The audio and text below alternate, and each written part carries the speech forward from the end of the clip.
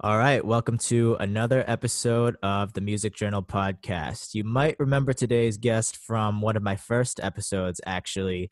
When we first recorded, we didn't know each other super well, but since then, I've actually had the amazing honor of being a part of his latest album called The Moment Is Forever, as well as other dope songs of his, and we've gotten to know each other better since then. If you heard the first episode, you know this dude, Kyle Bent, has kind of been through it all from being an independent artist to signed and then back to independent. He's got 2 songs with Joyner Lucas, and while we were working on the album, he actually had the amazing opportunity to share a stage with Wyclef Jean. So it's kind of come back full circle. This guy can't get rid of me, even if he wanted to. We're back on the podcast, man. Kyle, welcome again, dude. Round Hey, 2. man. Thank you for having me, broski. Yeah. How you doing? First of all, you're all the way in California right now. I'm doing good, bro. I'm doing good. It's warm out here. Hey, shirtless?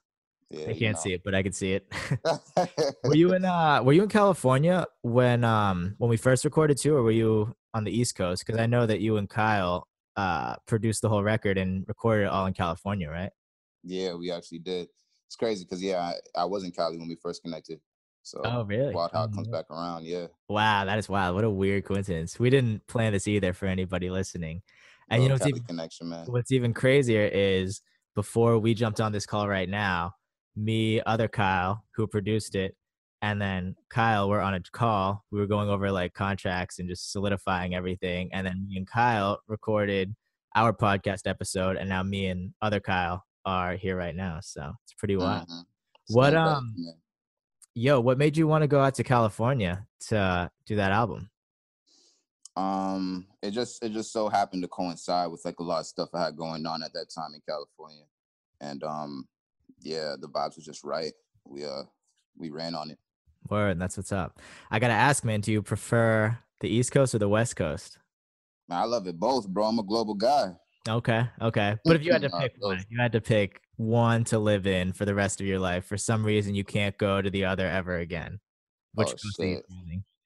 bro. I'm picking the islands, bro. Neither. I'm back to Ooh, Jamaica. damn. Oh, Facts. shit. Have you been there I'm out of here. recently, or because you were born there, right? Yeah. No shit. When was the last time you were over there? Um, 2 summers ago. Oh, okay. Oh, so you go back pretty frequently.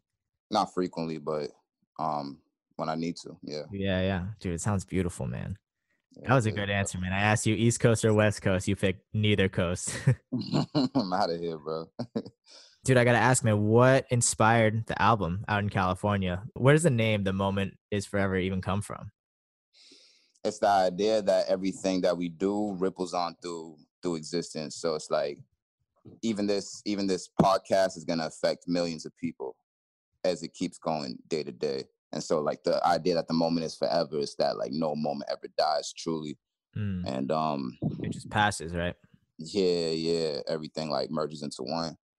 And I had gotten inspired to create the album just through having that idea sitting on my head for a long time. Like I wanted to make that Mm, album for a minute, and I just so happened to be in California where like the vibes were like really helpful in creating that type of concepts mm. musically, and so it all just worked out for the best. Dude, I think your album titles are really smart, and I think the concepts behind them are even smarter. Like your last one was called Complex Simplicity. This one's The Moment Is Forever. Would you consider it like a concept album? Because I've heard the whole thing, and I've heard concept albums before where it's like super obvious that it's conceptualized behind something, but The Moment Is Forever it actually has a book behind it too, where you describe the concept behind it and everything that kind of went into it and kind of your ideas behind creating it. But I wouldn't say that on my first listen to it, I would consider it a concept album per se. What's your thoughts on that? It definitely is a concept album. It's like 100% a concept album, and I like the fact that it doesn't pop out that way to you because it shows like the versatility of what it could be perceived as, which is my goal for everything that Mm. I create. Well, sometimes I feel like when I hear like a concept album, a lot of the songs sound really similar. Yeah. So just because it is all kind of built around one specific concept, a lot of the songs tend to sound the same, whereas with The Moment Is Forever, they totally don't. Like it's totally all across the map. And I remember when we were working on it too, you were consistently changing the order of the songs too, because you wanted to give the listener a very specific journey. And if they didn't hear this one after this one, it's a totally different experience. So what are your thoughts on like a concept album being not so much like that, where all the songs are really similar, but in the way that you did it, where there is a unique concept behind it, which we'll talk about in a second, actually, too. But all the songs are really different. I just feel like it's the artist's finesse with their own project and like how they want it to come across. Like for me particularly, like I really wanted this to be a diverse project, and I wanted it to be able to touch multiple demographics of people. And so Mm, like I even have a song called The Islands. It was called Caribbean when we were mixing it, but I changed it to Islands. So mm. just um to fully encompass like everybody who can relate to that island life. And we also have a song on there called Hell and a song called Heaven. So I really tried to capture multiple demographics with creating this album. So yeah, that was definitely the route I wanted to take with this. Word. What would you say are the demographics you're trying to capture? Because there's a lot of like boom bap influence, so you'll get a lot of like the older heads who are really into bars. But at the same time, it's like heavy 808s throughout the whole thing. So Yeah. you'll get kids It's too. fire, bro. What do Yeah. you yeah, like what are you going for with it? Like who's like your ideal listener, I guess, if you could describe them, if you even have one. Nah, bro, this is for everybody. That was really my take on things. Like the moment is forever. The concept of things everyone can relate to. Everyone can relate to being in a moment at any particular given time. And so like I wanted to make this album something that everyone could relate to, and as well as the book, something that everyone could read and understand and like grow from. So Mm. yeah, bro, this is like non-demographic. This is for everyone. Yeah. I kind of want to hear more of what you think about like the idea of a moment being forever, because I've gotten into like deep conversations with people who essentially think that life is kind of meaningless because once they're gone, like they're gone in theory. Nobody really knows, but like once you leave this earth, like the earth doesn't stop spinning just because you left it, you know what I mean? So that all Right, the right. moments that they were there to them don't really seem like they mattered, although I disagree with it. But I don't know. I guess what would you say to somebody who thinks that? Because I feel like the even just the title, "The Moment Is Forever," kind of contradicts like that theory. You know what I mean? Because Yeah, every moment I think is important to you, especially to the person who's experiencing it. hell But yeah. what's your take on that? Um, I personally believe that everything that we do affects another. And like you said, specifically affects our own life journey. I believe that every action that we make affects the next one. And so like even in this book that I wrote to go with the album, a big concept that I touch on is the idea that if you're not conscious of each move you make, then you'll get stuck in cycles where you make the same move over and over and over Mm, again.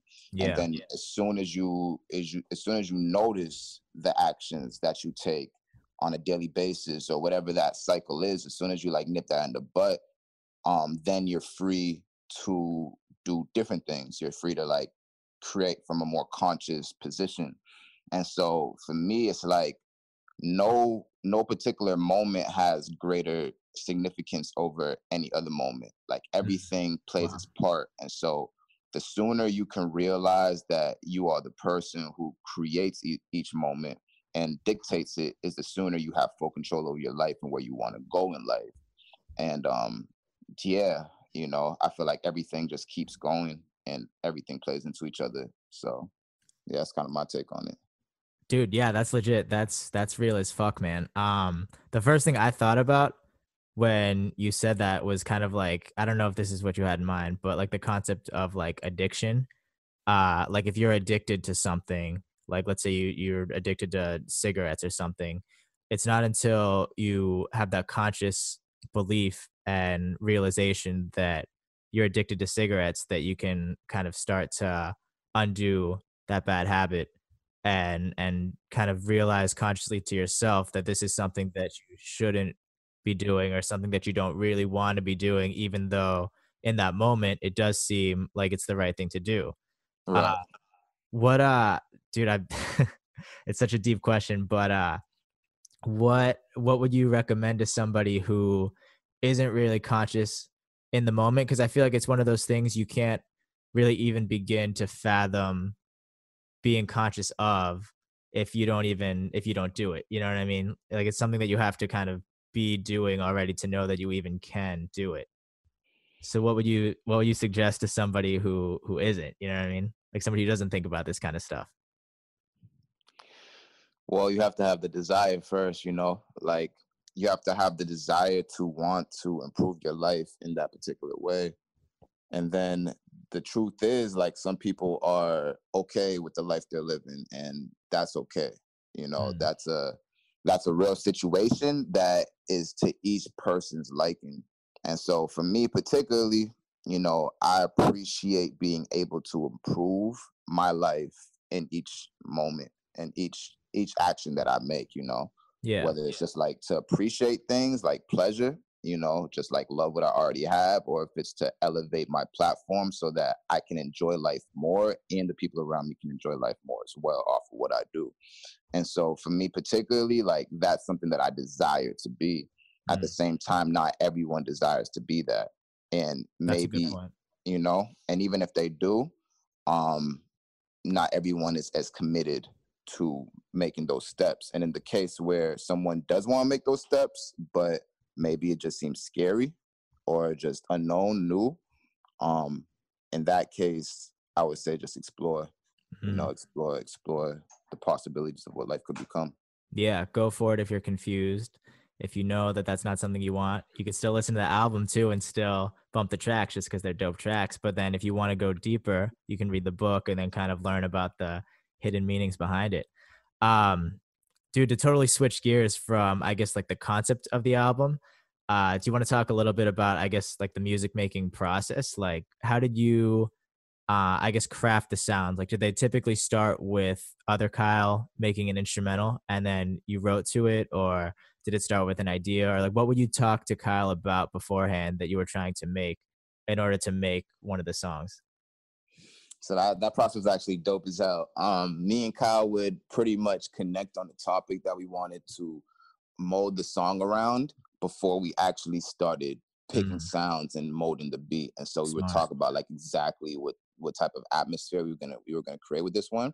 So like for Drown, like we literally imagined what the world of the sound that we were gonna create would look like, what it would Mm, feel like, what the story would be. And so like a ship crashing and like, you know, just the history of that moment just perishing in the ocean. Like we thought about that and then we created the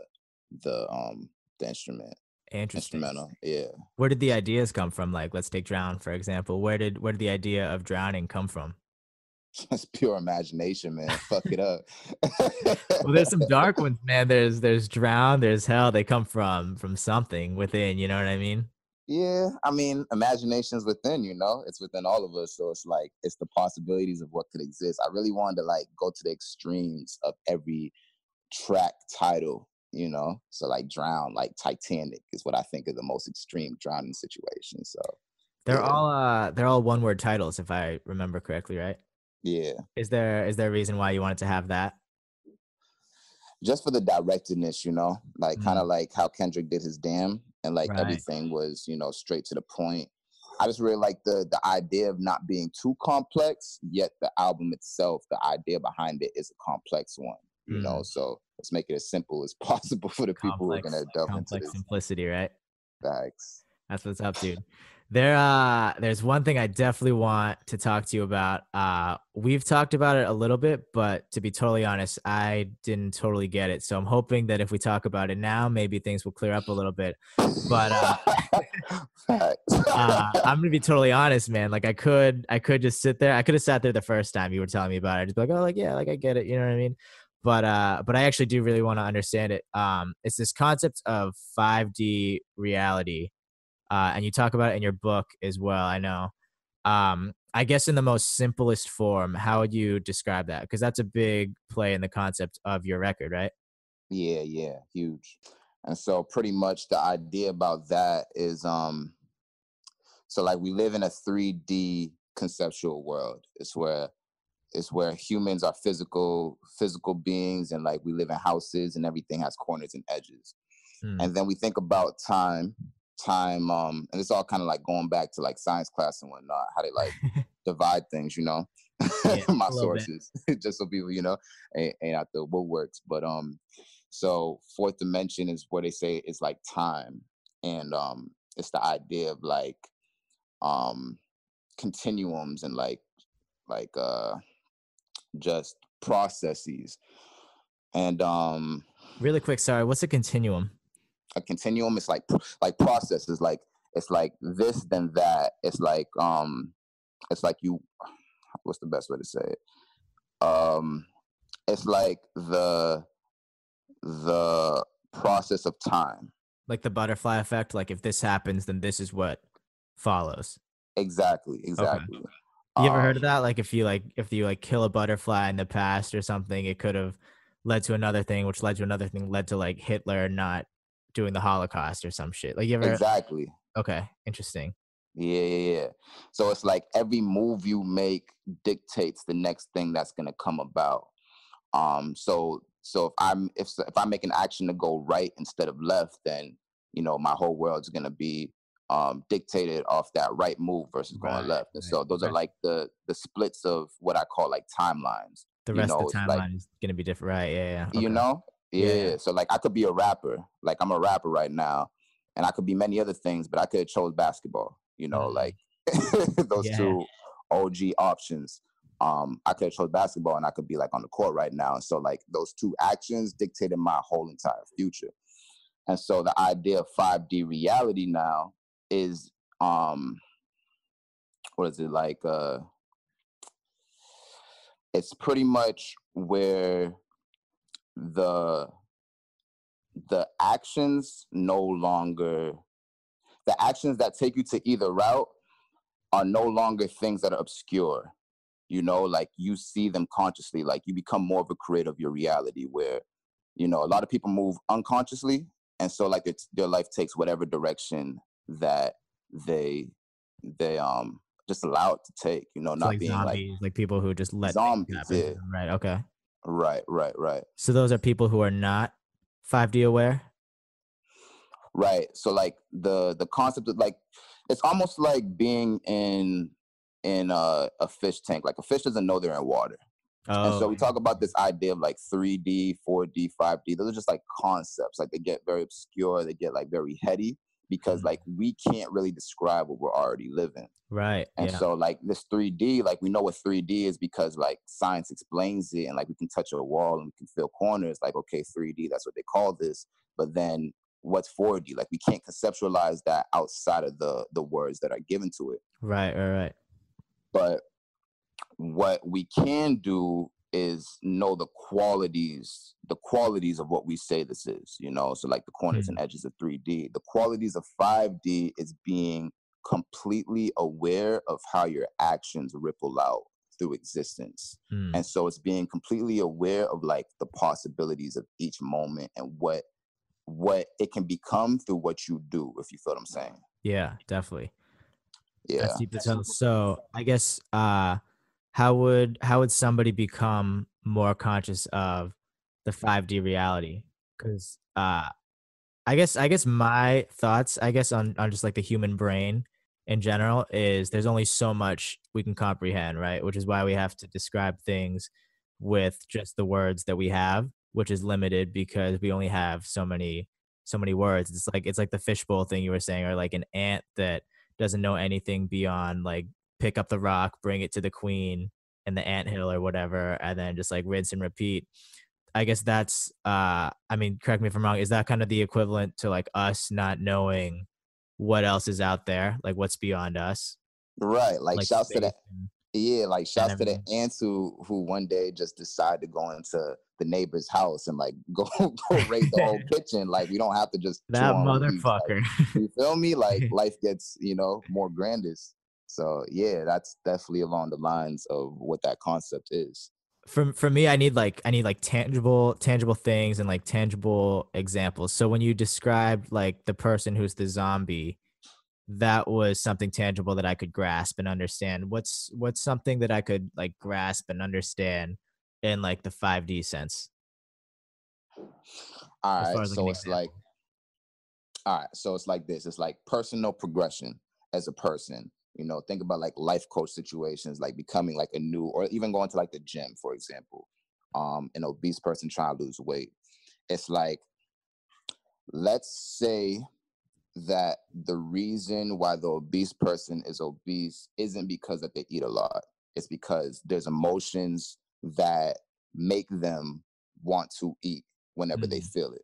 There's emotions that they cover up or like aren't comfortable with, that they resort to eating when those emotions come up. And so let's say now, instead of going to the gym being their primary choice, just due to like what we're taught as a culture, like that's the solution to things. Let's say instead of doing that, they first took the route of figuring out why it is they eat.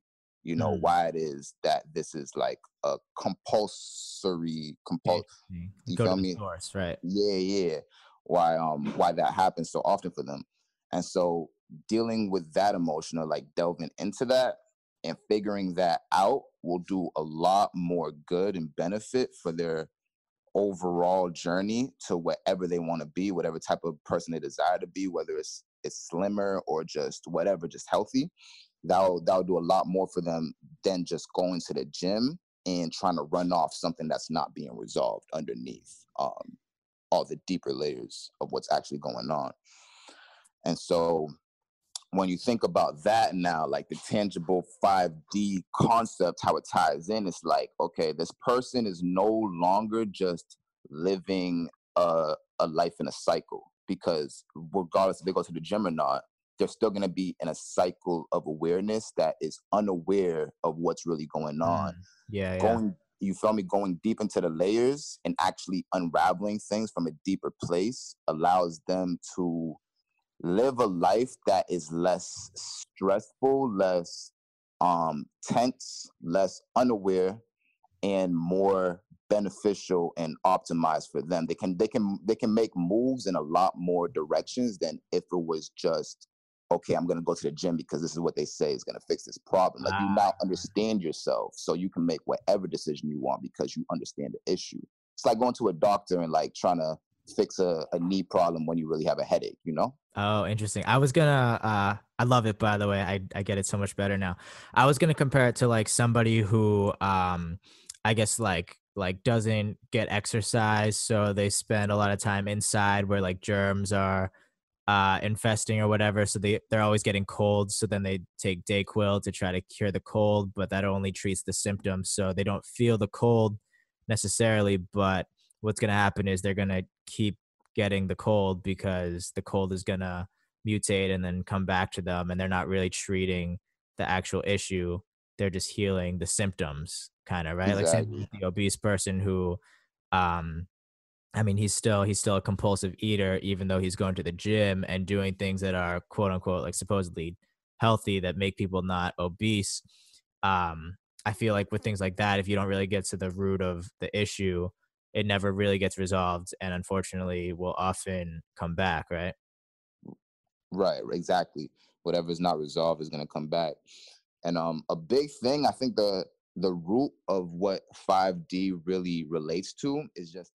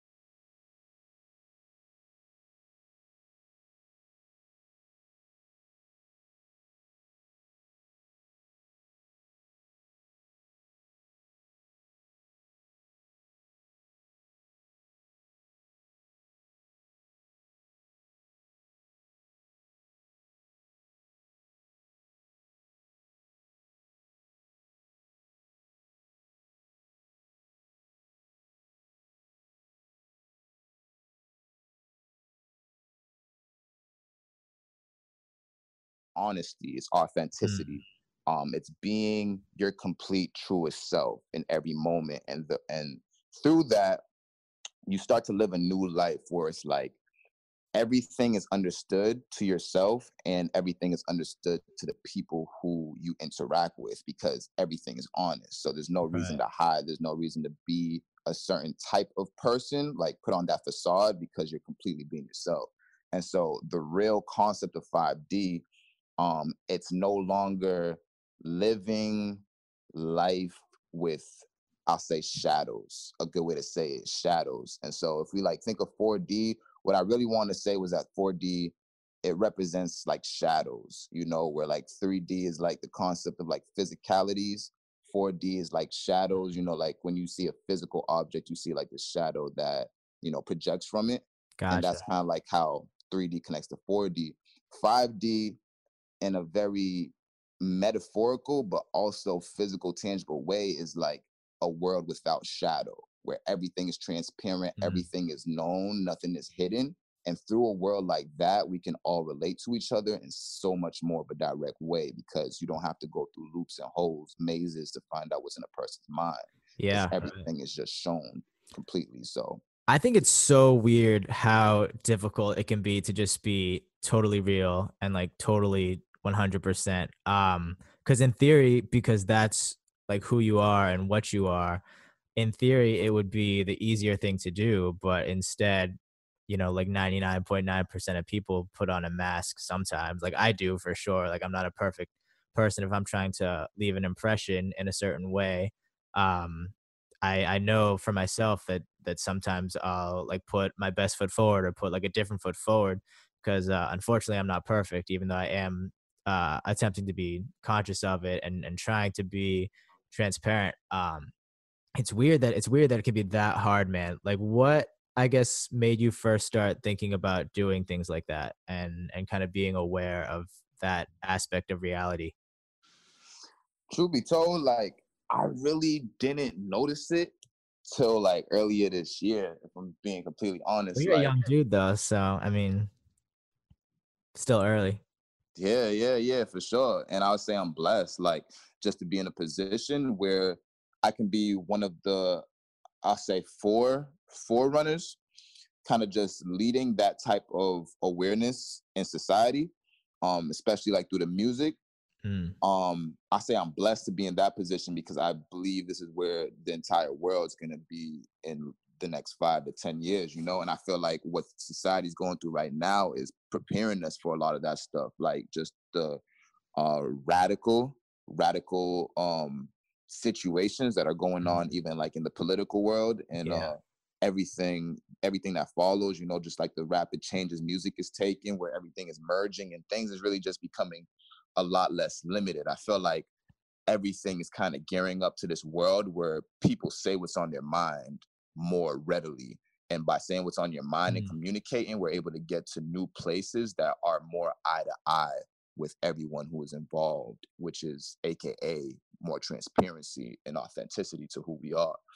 So I feel like I was just able to catch an early wave earlier this year when I first got introduced to this community that was really just about that. And so there's like a lot of people out there right now amongst us who are really just tapping into like this new way of maneuvering. And a lot of people just born this way too, because even if you think of babies, man, babies are the epitome of what I call 5D. You feel like mm, babies are honest, like we're right. born Yeah. this way. We're born like little gods who just, you know, Mm, aren't scared to show ourselves.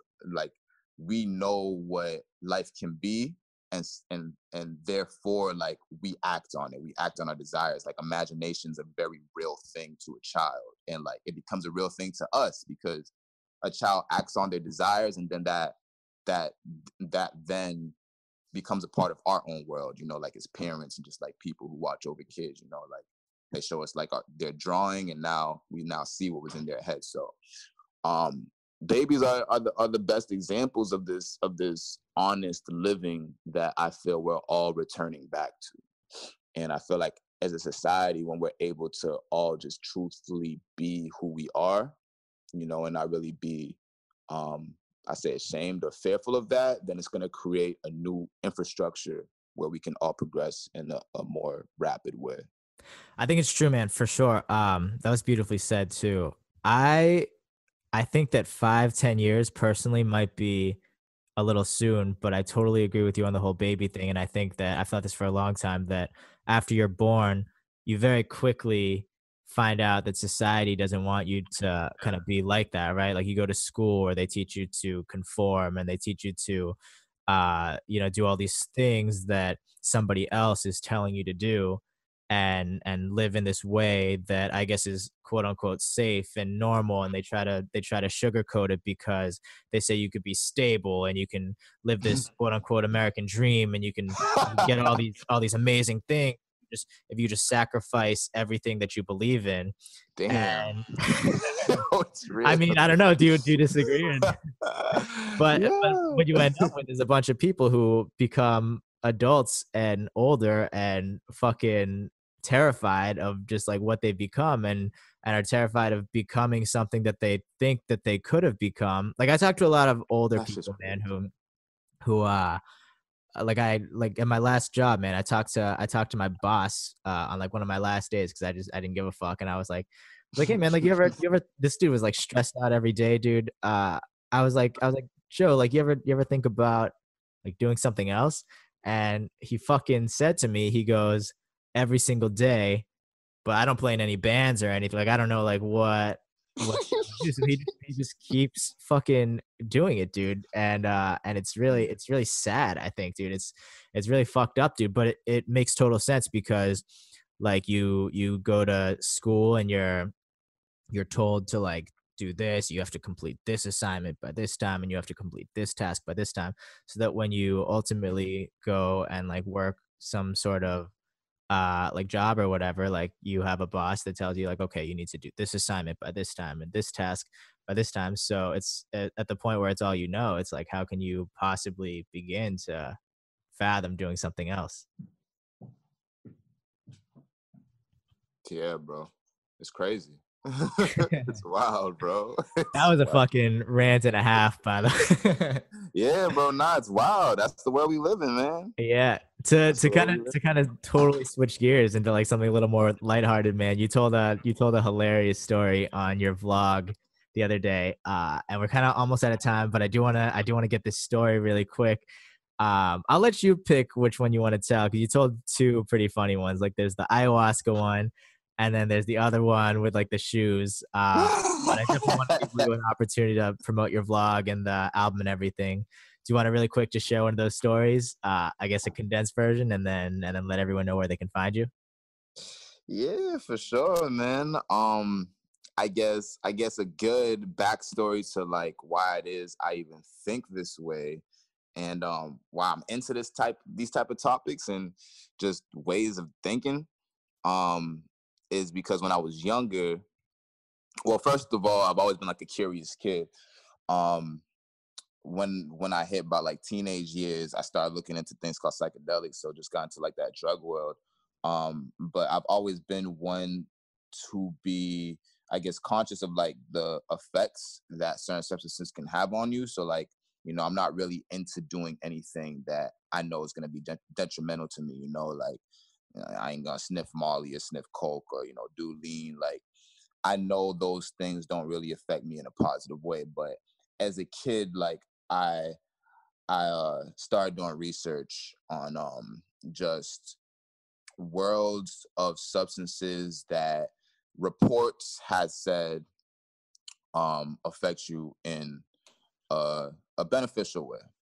And so like things like shrooms, LSD, psychedelics is what they're generally termed. And so I just got real interested with that world, just the idea of progressing mentally through whatever it may be.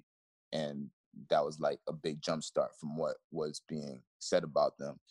And so I learned about this thing called DMT, which is like, it's like they call it like the spirit molecule. There was like a whole Netflix movie made on it, like it's called like Enter the Void. Oh, I've I seen had it. also It's started really good. listening to, you said what? I've seen it. I've seen it. It's really good. Yeah, bro, that shit was hard, dude. fucking I started listening to Absol too, and I remember he was like, he may have been the person who catapulted me. Yeah, I can't forget that. So shouts to Solo Ho. And he was the person, like, he made a song called Pineal Gland. And so it wasn't really a complete nosedive into the drug world. It was more so a nosedive into consciousness and like the deeper truths of like what we are and like what is actually going on.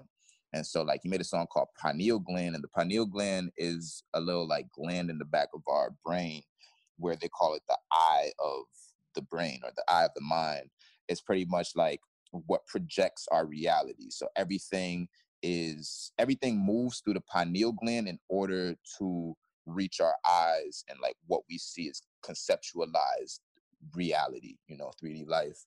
And so the idea was that if you purify your pineal gland, because like a lot of things that go on in life will calcify your pineal gland, which is pretty much just make it hard, make it like, stony. And when that happens, like your imagination can actually be hindered. Like people can actually not be able to visualize things in their head as much as they were able to in previous days. And I believe that. shit, and like imagination is what creates our life. So if you can't imagine anything, then you're pretty much stuck. It's like, damn, you ain't moving. You feel me? So that was the idea behind the pineal gland. And pretty much I got hella interested in that. And the way I explained it just a minute ago wasn't how like I understood it when I was younger. I was just really interested in like what all that meant. And so fast forward, Absol was talking about a lot about DMT. I looked into DMT, found out that you can only get DMT from like South Amazonian jungles and just pretty much everywhere that wasn't Boston or United States. And I was like, wow. Yeah, totally opposite side of the world. Yeah, so I was like, okay, how can I get my hands on this? Because I was really into it. And so I Googled the internet to find out like alternative ways of getting your hands on DMT, and I found out that you could actually create it. And so I tried that. I tried to make that, and you had to like get a bunch of different ingredients. You had to like get root bark. And so like once again, like you can't find this stuff in the United States like that. So I had to like go on eBay. Shouts to eBay. I had to go on eBay, get like buy root barks from like South Amazon or South America, wherever it was. Had to get like vinegar and naphtha, a bunch of stuff, mix it together to create this DMT crystal. And pretty much in order to make that work, I had to become a chemist, and I was not even getting like C's in science at that point. I don't know, like things wasn't like, I just didn't get it. And so I failed my first few attempts making DMT, actually never successfully did it. And so I looked up another way to get it, and there was this thing called ayahuasca. And ayahuasca is pretty much a tea that contains DMT, but it isn't necessarily DMT. So it's pretty much a simplified version of consuming it. So that was actually way easier to make. And so I got the same ingredients, because you make it the same way, you just do it different. I got the same ingredients and I boiled that. I failed the first like 2-3 times. Then the last time that I did it, I had invited my friend to take part in it because I thought I was going to fail again. I had told him that like this whole thing was just for like spiritual, progression. And he was already down with this. So he knew like a great deal of what we were about to get into. We sipped that thing and it ended up working. And the story. What happened after that? Bro, a whole lot of crazy shit.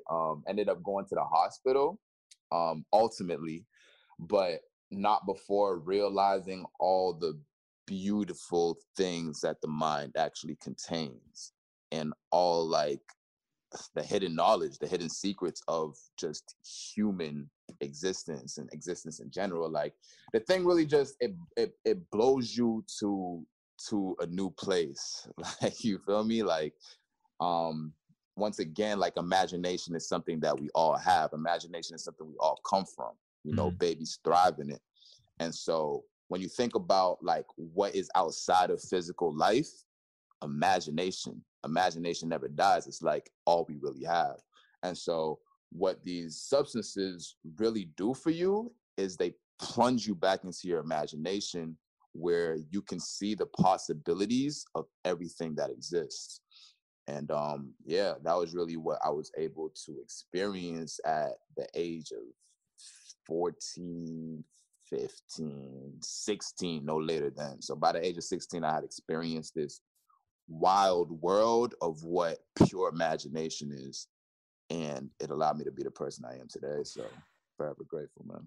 Dude, the way you just described it is, I think, the most accurate I've ever heard anybody describe being on any psychedelic. Because I've dabbled too.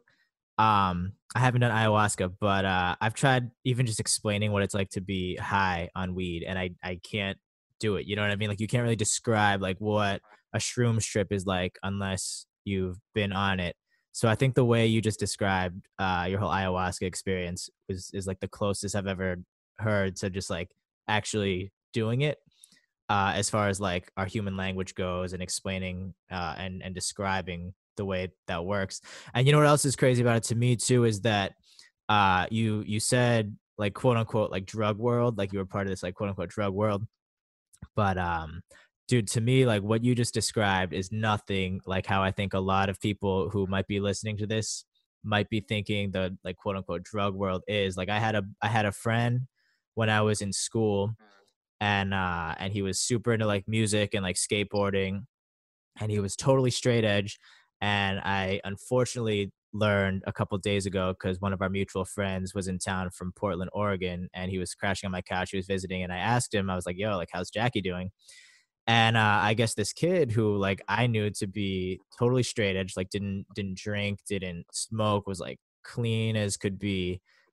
He got really into like Xanax and shit, and was doing like a lot of that and like selling it, and getting into this what I would call like a quote unquote drug world that is really negative. But it's crazy to me that these two things that you just described and this thing that I'm describing, which like essentially ruined this kid's life, are even lumped in the same category. You know what I mean? Like what you just Yeah, described yeah, is like yeah. a beautiful thing that happened, and I would definitely say that I've had shroom strips that have changed my life for the positive. And you talk about like class A drugs, right? Like these fall under the same category.